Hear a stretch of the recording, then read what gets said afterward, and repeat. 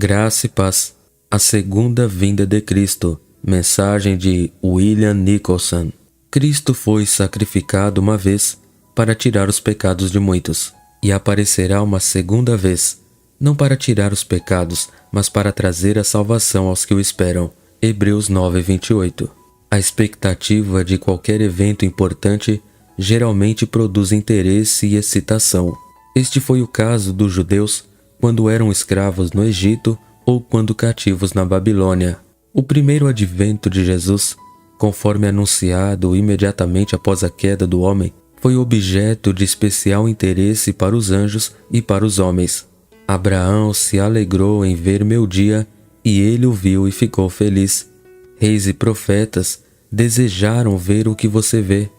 E novamente, quando Deus traz seu primogênito ao mundo, ele diz que todos os anjos de Deus o adorem. Hebreus 1:6. A segunda aparição de Cristo será um evento muito importante e repleto dos resultados mais interessantes e solenes para santos e pecadores.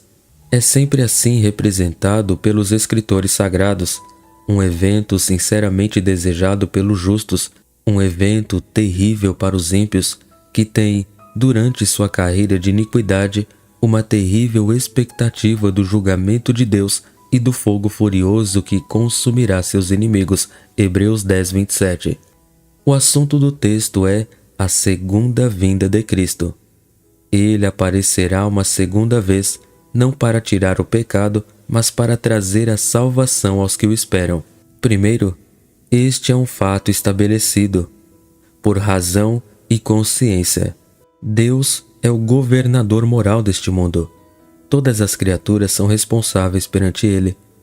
Ele, portanto, que nos criou e nos governa, tem o direito perfeito de nos convocar para prestar contas de nossas ações feitas na plataforma da existência humana e em um período e da maneira que sua infinita sabedoria possa conceber. A justiça de Deus não é claramente exibida na dispensação das coisas no estado atual. Os justos, que são os excelentes da terra, são afligidos, enquanto os homens ímpios geralmente prosperam. As consciências de todos os homens apontam para um futuro estado de retribuição. Testemunha a consternação e o pavor de Belsazar e Félix. Também é um fato estabelecido pelo testemunho uniforme das Escrituras. Enoque predisse isso, Judas, versículos 14 e 15. E destes profetizou também Enoque, o sétimo depois de Adão, dizendo: Eis que é vindo o Senhor com milhares de seus santos, para fazer juízo contra todos e condenar dentre eles todos os ímpios por todas as suas obras de impiedade que impiamente cometeram e por todas as duras palavras que ímpios pecadores disseram contra ele. Abraão raciocinou sobre isso. Gênesis 18:25. Longe de ti que faças tal coisa, que mates o justo com o ímpio, que o justo seja como o ímpio, longe de ti seja. Não faria justiça o juiz de toda a terra? Jó exultou na expectativa disso. Jó capítulo 19, versículos 25 a 27. Porque eu sei que o meu Redentor vive e que por fim se levantará sobre a terra. E depois de consumida minha pele, ainda em minha carne verei a Deus. Vê-lo-ei por mim mesmo, e os meus olhos e não outros o verão. E por isso o meu coração se consome dentro de mim. O salmista o descreve sublimemente. Salmo 50, verso 1. O Deus poderoso, o Senhor, falou e chamou a terra desde o nascimento do sol até ao seu ocaso. Também é afirmado por Salomão, Eclesiastes 3:17. Eu disse no meu coração: Deus julgará o justo e o ímpio, porque há um tempo para todo intento e para toda obra. Eclesiastes 12:14. Porque Deus há de trazer a juízo toda a obra e até tudo que está encoberto, quer seja bom, quer seja mal. Com a certeza de sua segunda aparição para propósitos gloriosos, Cristo confortou o coração de seus discípulos. João capítulo 14, versículos 2 e 3. Na casa de meu Pai há muitas moradas. Se não fosse assim, eu vou-lo teria dito, pois vou preparar-vos lugar. E, se eu for e vos preparar lugar, virei outra vez e vos levarei para mim mesmo, para que, onde eu estiver, estejais vós também. E quando ele ascendeu, os anjos declararam, Atos capítulo 1, versículo 11, os quais lhes disseram, varões galileus, por que estáis olhando para o céu? Esse Jesus, que dentre vós foi recebido em cima no céu, há de vir assim como para o céu o vistes ir. Além disso, o dia está marcado. Deus fixou um dia em que julgará o mundo com justiça, por meio de um homem a quem designou, tendo dado prova a todos os homens, ressuscitando-o dentre os mortos. Atos 17:31. Porque todos devemos comparecer ante o tribunal de Cristo, para que cada um receba segundo o que tiver feito por meio do corpo, ou bem ou mal. 2 Coríntios 5, verso 10. O segundo advento de Cristo será muito diferente de sua primeira aparição. Cristo foi sacrificado uma vez para tirar os pecados de muitos, e aparecerá uma segunda vez, não para tirar os pecados, mas para trazer a salvação aos que o esperam. Ele não entrará então em estado de humilhação. Na sua primeira vinda, ele assumiu a forma de servo e foi feito à semelhança da carne pecaminosa. Ele passou por todas as circunstâncias de nascimento humilde, embora fosse Deus manifestado em carne. Ele estava sujeito à pobreza, à fome, à sede, ao cansaço, à reprovação e à perseguição. Então ele se tornou sem reputação. Ele não virá para ser ridicularizado e esbofeteado, e açoitado, e cuspido, e coroado de espinhos. Ele não virá para expiar o pecado. Ele aparecerá uma segunda vez, não para levar o pecado, mas para trazer a salvação àqueles que o esperam. Em sua primeira aparição, a culpa dos homens foi imputada a ele como a um fiador que havia assumido sua causa. Deus colocou a Judas sobre alguém que era poderoso, e portanto ele levou os pecados de muitos. Aquele que não conheceu o pecado foi feito pecado por nós, uma oferta pelo pecado. Ele carregou nossos pecados em seu próprio corpo no madeiro. O sacrifício oferecido uma vez pelos pecados de muitos aperfeiçoará para sempre aqueles que são santificados, e não resta mais sacrifício pelo pecado. Os fins da justiça são plenamente atendidos, e tendo morrido uma vez pelo pecado, ele não morre mais. A agonia e o suor sangrento do Getsêmani, a ignomínia, a vergonha, as dores físicas e mentais da cruz do Calvário, ele não suportará mais. Está consumado de uma vez por todas. A segunda vinda de Cristo será magnífica e gloriosa, mais glorioso que o retorno do mais poderoso conquistador do campo do triunfo, mais glorioso que a proclamação e a coroação de reis e imperadores. Estas ocorrências são apenas fracos emblemas do aparecimento glorioso do grande Deus e nosso Salvador Jesus Cristo. Será magnífico e glorioso quanto a, primeiro, a pessoa de Cristo.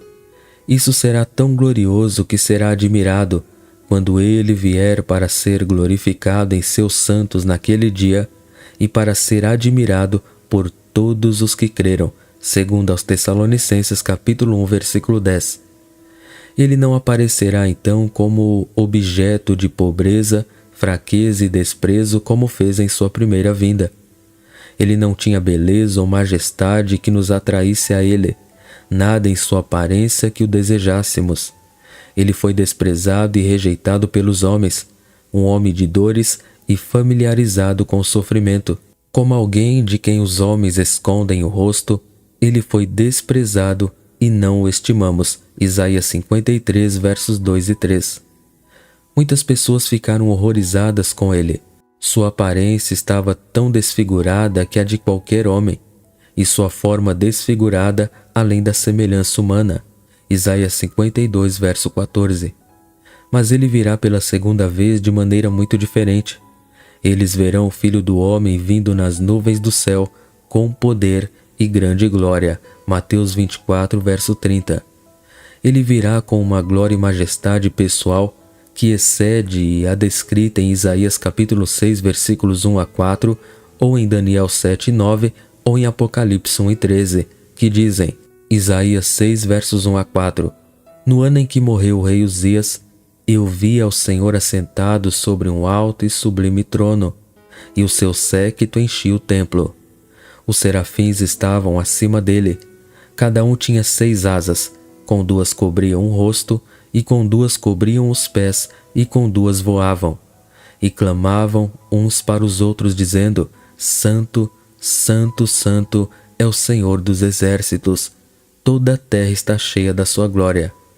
E os umbrais das portas se moveram com a voz do que clamava, e a casa se encheu de fumaça. Daniel capítulo 7, versículo 9. Eu continuei olhando, até que foram postos uns tronos, e um ancião de dia se assentou. A sua veste era branca como a neve, e o cabelo da sua cabeça como a limpa lã. O seu trono, chamas de fogo, e as rodas dele, fogo ardente. Apocalipse capítulo 1, versículo 13. E no meio dos 7 castiçais, um semelhante ao Filho do Homem, vestido até os pés de uma veste comprida e cingido pelo peito com um cinto de ouro. Comparado com o poder de Cristo, o poder de todos os reis terrestres nada mais é do que o poder da mariposa, e comparado com a sua glória, o esplendor da pompa real é apenas o brilho do pirilampo. Ele virá com o poder da onipotência. Aquele poder pelo qual ele criou o universo, ele trará consigo para punir seus inimigos. Ele virá com toda a glória de suas perfeições, brilhando mais do que 10.000 sóis. Ele virá com a glória de sua humanidade imaculada e exaltada e com toda a gloriosa majestade de sua divindade. Também será magnífico e glorioso quanto aos assistentes de Cristo. Ele aparecerá como um rei, com um séquito de anjos poderosos. Mateus 25, 31.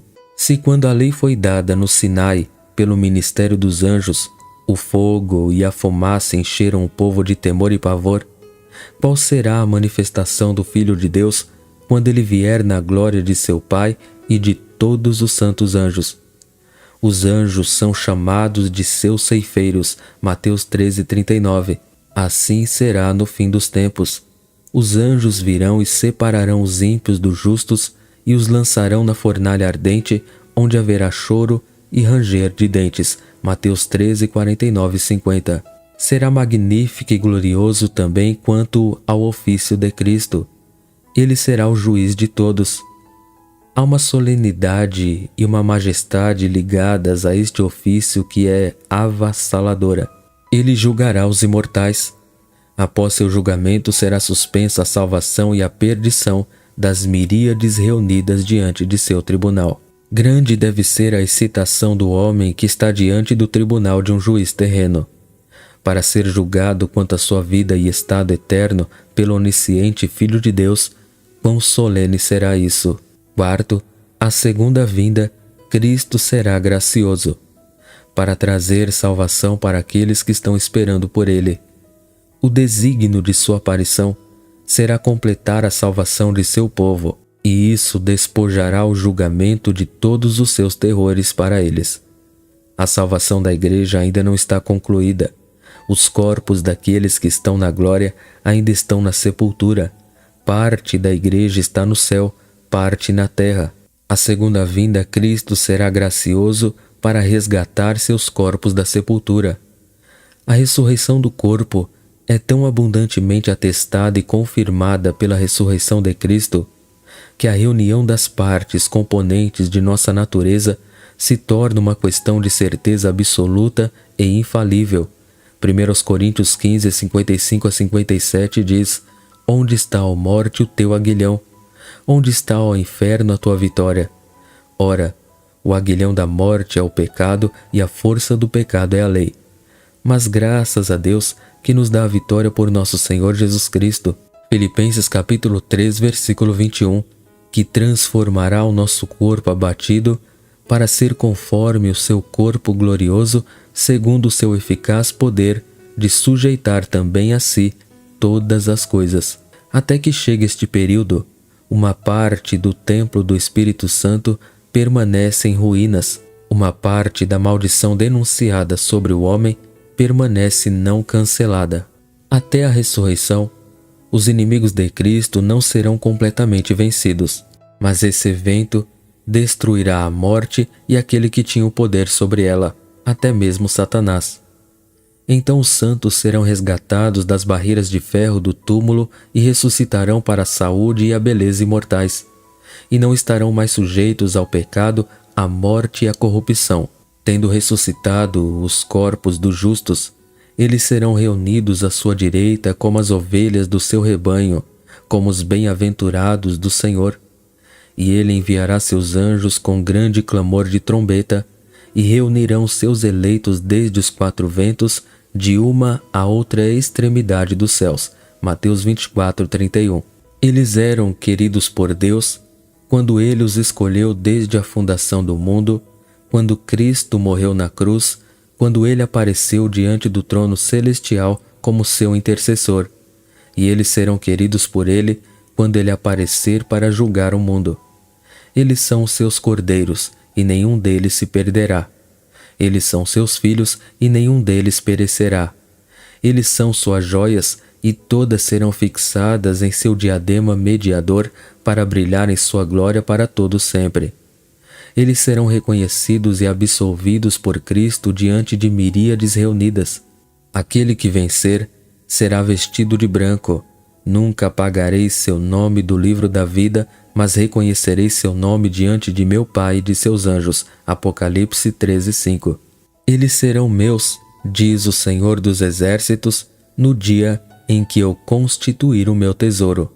Eu os pouparei, assim como, com compaixão, um homem poupa seu filho que o serve. Malaquias 3:17. Por mais desprezados que tenham sido na terra, o juiz não se envergonhará então de chamá-los de seus irmãos. Muitas acusações foram feitas contra eles por Satanás, pelo homem, pela consciência e pela lei, como um pacto de obras quebrado. Mas não haverá acusação alguma contra eles no último dia, nem qualquer condenação. Eles serão declarados publicamente justos, tão justos como se nunca tivessem pecado. O justo juiz os declarará justos através da perfeita obediência de Cristo até a morte. Ele os admitirá em um céu eterno. Este será o último item de salvação pretendido e executado. Deus preparou para eles uma cidade, uma herança eterna, uma felicidade cada vez maior, da qual se diz: nenhum olho viu, nenhum ouvido ouviu e nenhuma mente imaginou o que Deus preparou para aqueles que o amam. 1 Coríntios 2:9. Nenhum lápis terreno pode delinear completamente aquele céu, do qual este mundo é apenas a antecâmara, o breve e sombrio esboço. Nenhuma cobra tortuosa rola sob as flores do paraíso, nem túmulo funerário perturba a superfície daquele campo. Tudo é santidade, tudo é vida. Deus fez isso para o seu povo redimido e adaptou-o com elementos de eternidade para uma alegria eterna. Consequentemente, este céu preparado pelo próprio Deus excede as descrições eloquentes do homem ou do anjo. Seus materiais não podemos explicar ou ilustrar devidamente. Harpas imortais, pavimento dourado, paredes de cristal, esmeralda, rubi, ametista, torres e cúpulas fundidas num céu ardente, como um desfile de nuvens em seu repouso vermelho. A presença de Cristo, a sociedade dos santos e anjos eleitos, a visão de Deus, o caminho bem lembrado, o trovão cétuplo, aleluia, estaremos para sempre com o Senhor. Quinto, a vinda de Cristo deve ser desejada e esperada, para trazer salvação para aqueles que estão esperando por Ele. Os cristãos amam sua aparição, 2 Timóteo 4:8. Isso implica, primeiro, uma firme crença de que ele virá pela segunda vez. Segundo, fé em Cristo mediador para nos constituir os bem-aventurados naquele período. Terceiro, desejo sincero e expectativa disso. É a vinda daquele que irá completar a nossa salvação. Quarto, pedido frequente de ajuda divina para nos preparar. Quando o Filho do Homem vier em sua glória e todos os anjos com ele, ele se sentará em seu trono na glória celestial. Todas as nações serão reunidas diante dele e ele separará os povos uns dos outros como um pastor separa as ovelhas dos cabritos. Ele porá as ovelhas à sua direita e os cabritos à sua esquerda. Então o rei dirá aos que estiverem à sua direita: Vinde vós que sois abençoados por meu Pai. Tomai a vossa herança, o reino que vos está preparado desde a criação do mundo. Mateus 25, 31 a 34. Amém. Deus abençoe a todos.